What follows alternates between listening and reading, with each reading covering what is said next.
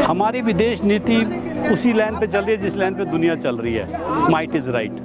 जिनके पास ताकत है उनके साथ दोस्ती करो। ईरान तो हमारा दोस्त था, ईरान तो दोस्त था, रशिया भी था। अब 7000 साल पुरानी सभ्यता है हमारी ईरान के साथ। ईरान तो अभी बना, पहले तो पर्शिया था ना, तो पर्शिया था।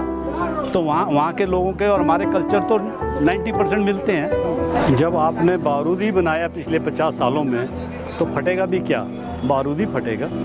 तो मानवता के अंदर देखिए, गुरु नानक ने 500 साल पहले लोगों को ईमानदारी से अच्छा बनने का तरीका बता दिया था कि पहले तो आप अपनी जात को मिटा दो और अपने धर्म को मिटा दो।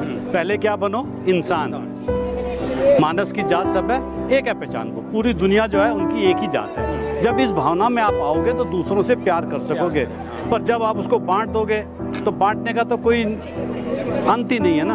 आप पहले देश में बांटा, फिर जाति में बांटा, फिर धर्म में बांटा, वर्ग में बांटा, परिवार में लोग एक दूसरे को बांट रहे हैं। तो जहाँ तक आप बांटते जाओगे कटते जाओगे, मिटते जाओगे। लेकिन इकट्ठे होगे तो हिफाजत है। अब समय समय पर जुल्म करने वाले बदल रहे हैं ना।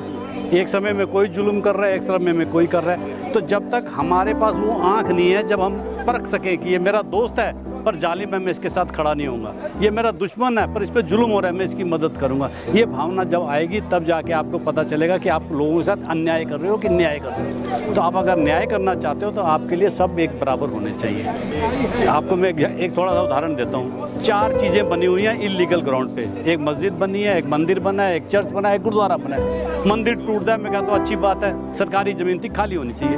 मस्जिद टूटती है, मैं कहता हूँ अच्छी बात है, सरकारी ज़मीन थी खाली होनी चाहिए। चर्च टूटता है, मैं कहता हूँ अच्छी बात है, सरकारी ज़मीन थी खाली होनी चाहिए। जब गुरुद्वारे का नंबर आता है तो मैं डंडा लेकर खड़ा हो जाता, नहीं इसको नहीं तोड़ने दूंगा। तो ये भावना जब तक आपके अंदर रहेगी कि मेरा पक्ष, मेरा परिवार, मेरा मोहल्ला, मेरी जाति, मेरा धर्म वो सर्वप्रिय है और दूसरे जो है वो कुछ नहीं है, तो कैसे आएगा प्यार? नहीं क्यों हुआ? ये क्यों हुआ? क्योंकि हमारे घरों में ही बच्चों को पैदा होते ही नफरत की डोज दी जाती है। हिंदू को सिखाया जाता है मुसलमान गलत है, मुसलमान को सिखाया जाता है हिंदू गलत है।